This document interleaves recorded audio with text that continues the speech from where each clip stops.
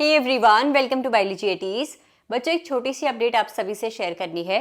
दो it is not directly related to NEET 2025, लेकिन क्योंकि ये अपडेट एनटीए की तरफ से आई है तो इसीलिए हमारे लिए जानना ज़रूरी है और हमारे लिए अवेयर रहना भी बहुत ज़्यादा ज़रूरी है। असल में क्या हुआ है बच्चों, पिछले कुछ सालों से ना, अगर आप लोगों ने नीट जेईई के फॉर्म पिछले कुछ सालों में भरे होंगे, अगर आप नीट के लिए ड्रॉपर स्टूडेंट रहे होंगे तो आपको पता है कि पिछले कुछ सालों से नीट और जेईई के रजिस्ट्रेशन में जब आप लोग अपनी कैटेगरी सेलेक्ट करते हैं कि आप जनरल कैटेगरी से हैं, एससी, एसटी, ओबीसी या फिर ईडब्ल्यूएस कैटेगरी से है, तो आप लोगों को बस वो ऑप्शन सेलेक्ट करना होता था कि मैं इस पर्टिकुलर कैटेगरी से बिलोंग करता हूं। आप लोगों को अपना कैटेगरी सर्टिफिकेट नहीं सबमिट करना पड़ता था during the time of registration. उस कैटेगरी सर्टिफिकेट की आपको जरूरत पड़ती थी डायरेक्टली काउंसलिंग के टाइम।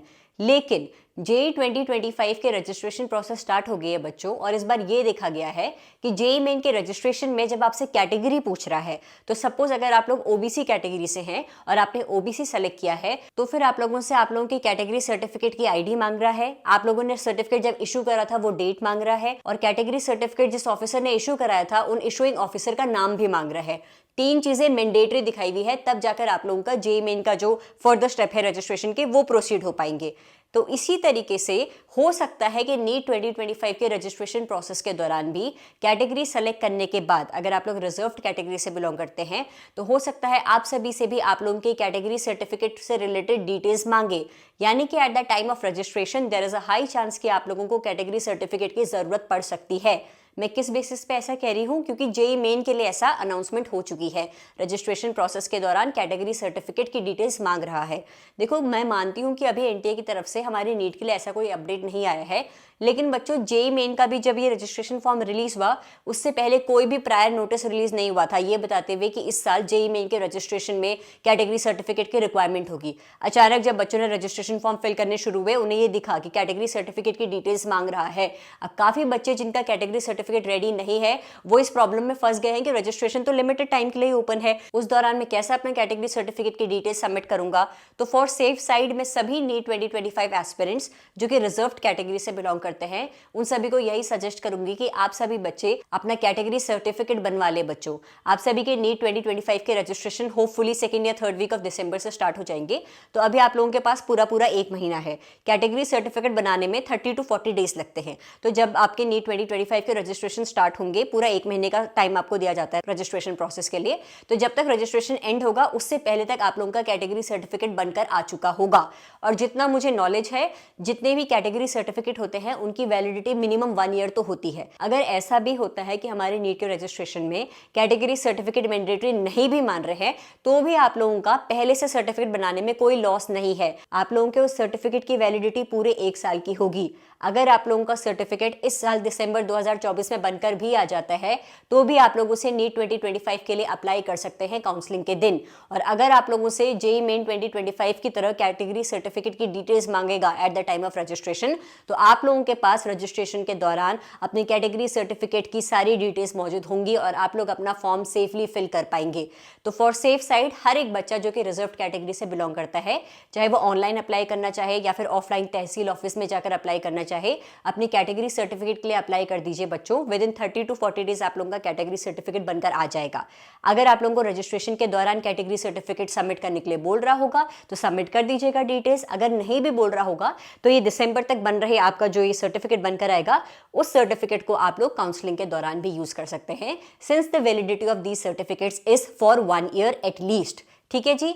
बाकी आप लोगों की नीट 2025 बायोलॉजी की प्रिपरेशन को सुपर स्ट्रॉन्ग कराने के लिए, जैसे कि मैं हर वीडियोस में कहती हूँ, मेरे प्लेलिस्ट सेक्शन में जरूर जाना बच्चों। जेनेटिक्स एंड एवोल्यूशन यूनिट में जितने भी टॉपिक्स हैं, lac operon, DNA fingerprinting, DNA replication, transcription, translation, हर एक टॉपिक को आपको डिटेल में समझना है तो मेरी जेनेटिक्स एंड एवोल्यूशन प्लेलिस्ट से चेक कर सकते हैं। बायोलॉजी में जितने भी डिफिकल्ट टॉपिक्स हैं जैसे कि क्रेब्स साइकिल, ग्लाइकोलिसिस, इन सभी के प्रोसेस के जो भी स्टेप्स हैं उनको याद करने की ट्रिक वीडियोस, फाइटो हार्मोन्स के क्या फंक्शंस हैं उनको याद करने की ट्रिक वीडियोस, सारी ट्रिक वीडियोस जानने के लिए मेरी नीट बायोलॉजी शॉर्ट देसी ट्रिक सीरीज वाली प्लेलिस्ट से आप लोग डिफिकल्ट टॉपिक्स को याद करने की ट्रिक वीडियोस भी चेक कर सकते हैं। मैंने आप लोगों की बायोलॉजी की यूनिट वाइज प्लेलिस्ट भी बनाई हुई है। जैसे जैसे आप लोगों की बायोलॉजी की एक यूनिट कंप्लीट होती चली जाती है, उस यूनिट में दिए हुए हर एक टॉपिक का क्विक रिविजन करने के लिए आप लोग मेरी यूनिट वाइज प्लेलिस्ट को ओपन करते हुए क्विकली रिविजन भी कर सकते हैं।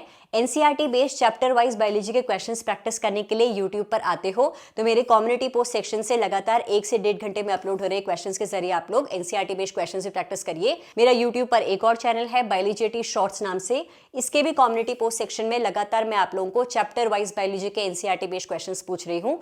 तो मेक श्योर आप लोग मेरे YouTube channel biology eighty shorts से भी जुड़े हुए हैं, इस फैमिली का भी पार्ट बनिए ताकि हम लोग मिलकर ग्रो कर सके। आप लोग अपनी नीट प्रिपरेशन को स्ट्रॉन्ग करिए और मैं अपनी फैमिली को स्ट्रॉन्ग करूंगी और आप लोगों की मदद करने में जितना भी मुझसे कंट्रीब्यूट हो पा रहा है कंट्रीब्यूट करूंगी। बच्चों, आप लोगों के नीट बायोलॉजी के चैप्टर वाइज, बायोलॉजी के यूनिट वाइज और बायोलॉजी के फुल सिलेबस आप लोगों को क्वेश्चंस प्रैक्टिस करने हैं कंप्लीटली फ्री ऑफ कॉस्ट।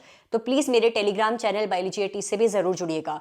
उस चैनल पर ना सिर्फ मैं आप लोगों को बायोलॉजी के chapter wise, unit wise, full syllabus mock test की PDFs completely free of cost provide करा रही हूँ, बल्कि एनटीए एनएमसी द्वारा कोई भी अपडेट आती है रिगार्डिंग नीट 2025-2026 आप लोगों को अपडेट वीडियो मेरे टेलीग्राम चैनल पर भी मिल जाएगी। बच्चों, तो एनटीए की तरफ से जेईई मेन रजिस्ट्रेशन में जो ये लेटेस्ट चेंज आया है कि रजिस्ट्रेशन के दौरान कैटेगरी सर्टिफिकेट की डिटेल्स भी सबमिट करनी है।